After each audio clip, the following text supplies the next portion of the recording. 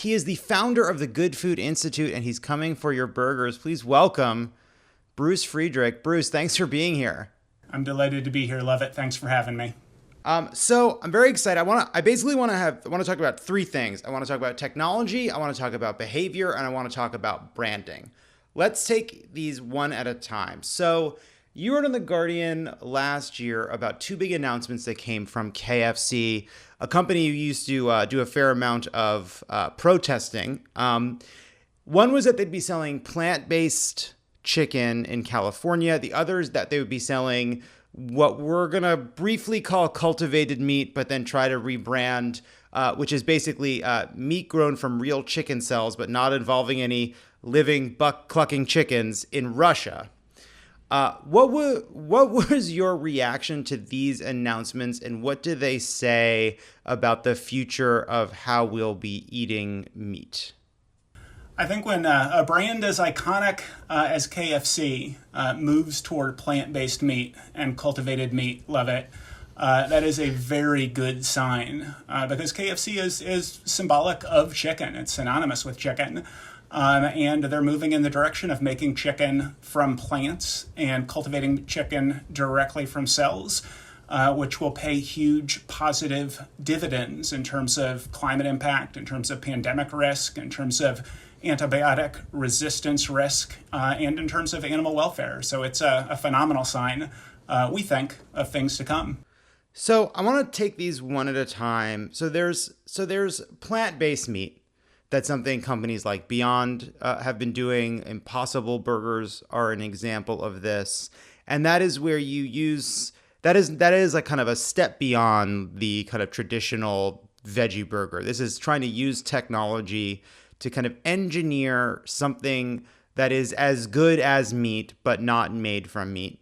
And then we have cultivated meat, which is meat grown from cells of an animal, but not involving that animal. Can you talk a little bit about where each of these technologies is right now in terms of like, what are you betting on? Are you betting on the kind of, a sommelier of smells, figuring out the right combination of soy and corn to imitate meat? Or are you betting on the scientists with goggles using stem cells from a goat?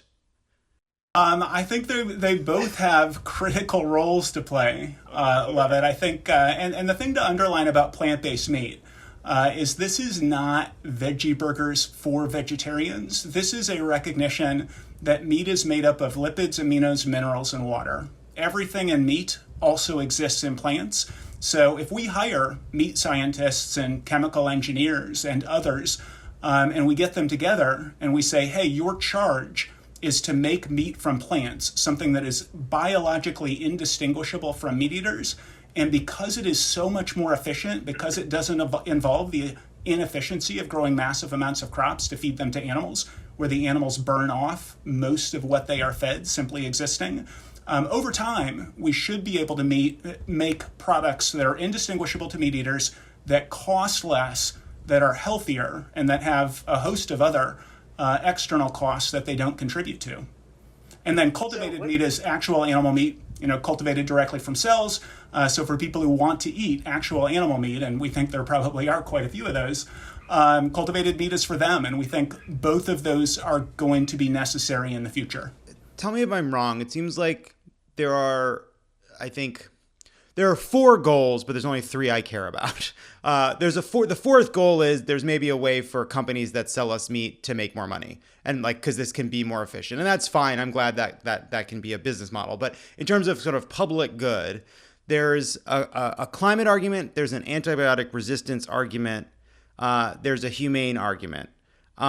Can you talk a little bit about, there's been some argument that actually some of these companies aren't more efficient than just raising animals, that they're right now producing a lot of climate-related gases, that they aren't necessarily better for the environment. Is there any truth to that, or is that something that will change as they scale up? What do you think about that? There's also a pandemic risk argument. So that's another one. The UN Environment Program last July released something called a report called Preventing the Next Pandemic. They listed the 7 most likely causes of the next pandemic. The first one was increased meat production. The second one was intensification of animals, because if you have tens of billions of animals, every single one of those animals can be a zoonotic disease vector, and that disease can jump the species barrier. And if you confine them, it depresses their immune systems, which increases that risk. So with plant-based meat and cultivated meat, the risk of your meat causing the next pandemic goes from one of the top 2 of 7 to 0. So that's another one we should look at.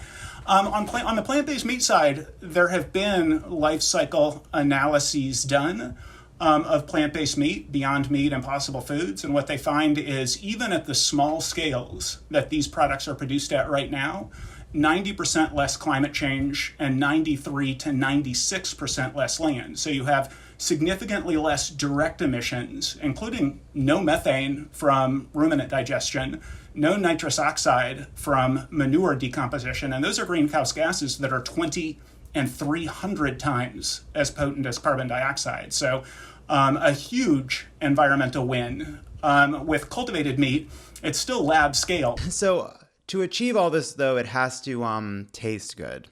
Now, I have a vision, Bruce, and here is my vision. My vision is a printer, and it spits out perfect ribeye steaks the size of pizza boxes.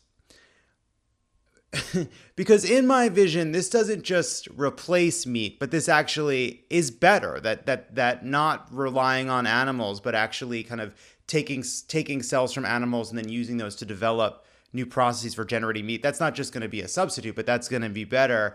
How far are we right now from my ribeye printer? It's tough to know. So I would say GFI, the Good Food Institute, our global battle cry is that governments and the NGO community that care about climate, that care about biodiversity, that care about global health, for the same reason governments are putting billions of dollars into renewable energy, for the same reason governments are incentivizing private sector activity in renewable energy, electrification of transport, drug development, governments should be incentivizing this shift to a better way of making meat. And brass tacks, it is literally impossible scientifically that we meet our obligations under the Paris Agreement with regard to climate change if meat consumption continues to go up. And there is no plausible theory for how meat consumption does anything other than continue to go up unless we shift to plant-based meat and cultivated meat. So if governments incentivize this, it happens a lot more quickly than if governments, if we leave it to the tender mercies of the private sector. But we're optimistic that your vision can become a reality. Hopefully we'll create something like the space race, getting governments behind these new technologies. So as you just said, that there's just no plausible way to get to where we need to get to on climate unless we figure out a meat substitute. There's no way to get there. So let's talk about behavior. There's an article that references you in the year 2000 in the New York Times, in which you were protesting fur and you attempted to throw red paint at a model wearing fur, which I actually don't support, especially because you didn't miss. And you hit a bunch of people in the first row. This seems to be, I think, a good metaphor for the ways in which this might have not been the most effective strategy for protest. I think you hit a CNN reporter. Is that right? Well, there was no intention to hit anyone, but I was tackled. So the idea was that I would jump into the runway and then cover myself, and I had a sign. Okay, but I got tackled, and the red paint went sort of flying everywhere. So, but yeah, it's definitely, it is what it is. It's street theater. But I do think you've come a long way. Like, I do think that there's if you can't beat them, kind of join them vibe to what you're doing now, which is like, all right, I want to make a more humane world. I want to have the biggest impact in reducing climate change, reducing terrible abuse of animals. Now that, I think, fairly should continue to involve protesting abuses in factory farming, protesting abuses by corporations. But you're making a concerted effort here to say, you know what? If I want to reduce the number of animals that are killed, hurt, held in terrible circumstances, the best way to do that is to beat meat, not try to stop meat.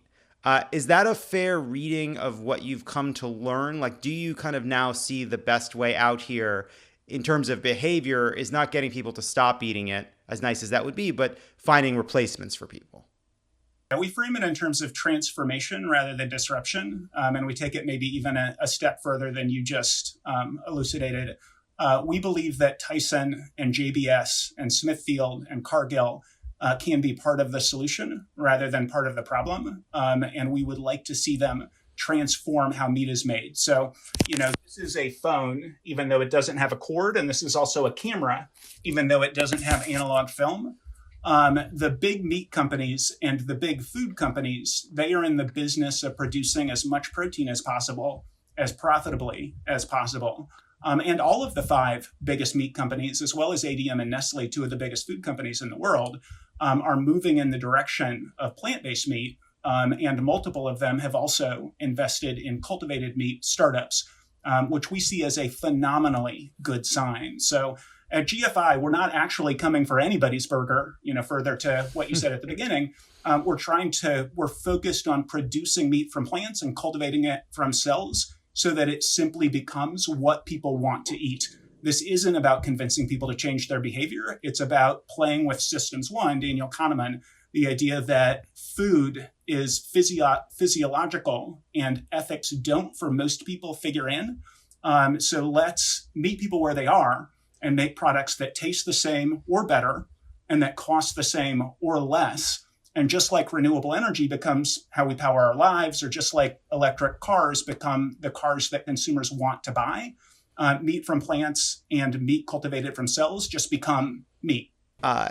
You talk about the importance of not really labeling this as vegetarian, not really highlighting that this is different, but letting people think of it as meat. At the same time, in Texas, some Republicans have tried to go the other way. They're trying to kind of make sure we label this because they don't want people to discover that they like it. And I can't remember if it's Impossible or Beyond, but one of them decided to do something that I thought was really smart, which is an ad campaign about basically saying, "Are you afraid you'll like it?" Which I think kind of got at this distinction. But underneath all this is a branding question about how people think about meat, whether they think of it as a replacement, a substitute, an alternative. How do you talk about this? In terms of nomenclature, we like the term cultivated meat. You cultivate cultivated meat in a cultivator. That seems to work. And then plant-based meat, it is meat made from plants. Similar to, ice is no longer artificial ice just because it's made, in your ice maker and not pulled out of a lake. And your phone is still a phone and your camera is still a camera. If the meat is indistinguishable to the consumer, it's cultivated meat or it's plant-based meat. I feel like we can beat cultivated meat. All right. I'm just going to tell you. I just feel like we can beat it. It's better than lab grown. Okay. I think we all realize lab grown is bad. What are our alternatives for cultivated meat? I'm trying to move cultivated meat here. I'm on board. I am your biggest booster. And I think cultivated meat, here's why I think we can do better. I'll tell you why. I feel like the best name is going to be one that through its assertion of why it's good is inextricably tied to why the alternative isn't as good.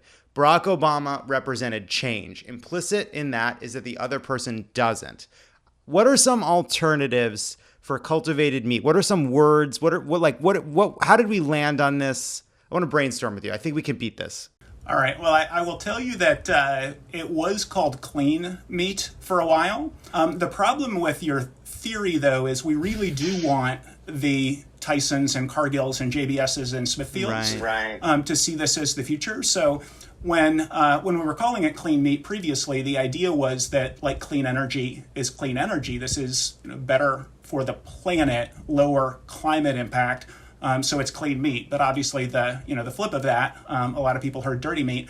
But it was interesting. I mean, in the early days when it was being called clean meat, that's what USDA was calling it. That's what the CEO of Cargill and Tyson were calling it.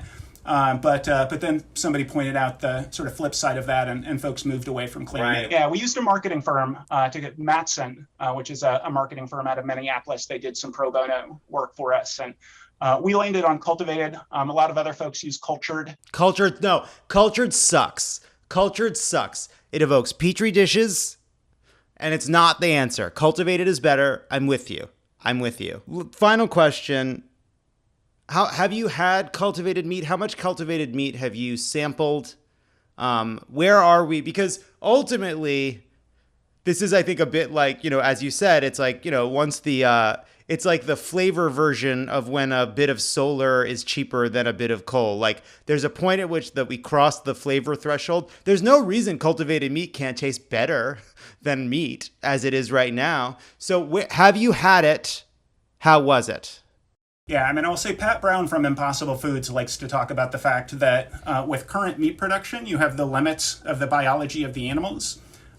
Whereas with cultivated meat and with plant-based meat, you can get to taste the same and move into better fairly quickly. You need to get to taste the same, and then you can move into better, and you also need to get to cost the same or less, and that should also happen. With cultivated meat, yes, I have had cultivated meat, probably 8 or 10 times from, I think, 4 different companies. And it tastes exactly like animal meat. So, which is, they've got the taste the same or better down with cultivated meat because it's the exact same product, just produced in a different way. But yeah, I agree with you. I will say there's a third piece of this too with meat, because we don't care what our solar panels look like, but that Israeli company that was pumping out those steaks, it was a little uncanny valley. All right. We're not there yet. All right. Let's just be honest about it. All right. They need to look delicious too. This is very, very, yes, I completely agree. Yes, it needs to be the entire precise meat experience from start to finish or better. But I will say, that the first cultivated meat company was called Upside Foods, previously called Memphis Meats. They're literally less than 6 years old. So also Mosa Meat is less than 6 years old. So we are very early days in this endeavor. And there's no reason that these products can't taste the same or better and cost the same or less, but it's not easy. So that's why we need governments involved. I'm going to up my goal. I'm going to change my vision. It's now Kobe, perfect Kobe steaks, the size of pizza boxes, just rolling off a printer, being packaged, just ready to go. All right. That's our goal. All right. Give me a year estimate. That's our moonshot. 10 years?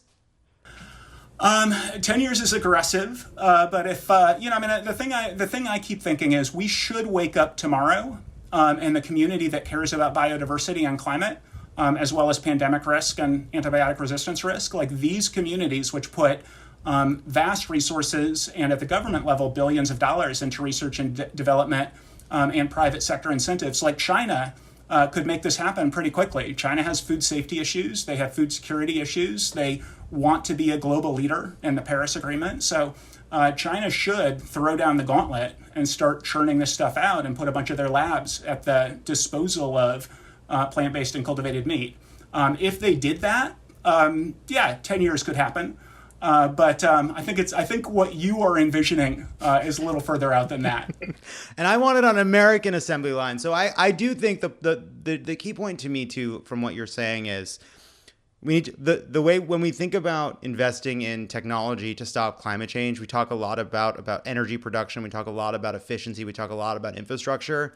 And we talk about the harm that the pollution that's caused by animal farming, but we don't talk enough about these kinds of technologies and investing in the research into these kinds of technologies that will be so important. So thank you, Bruce Friedrich, for being here from the Good Food Institute. He's not coming for your burgers. He's replacing them with better burgers that are more humane, climate friendly, anti-pandemic, anti-antibiotic resistance, no guilt. This is what I want, Bruce. I just want to eat unlimited amounts of steak and chicken without the little cloud of guilt that hangs over me all the time. Bruce Friedrich, thank you so much. Thanks, Lovett.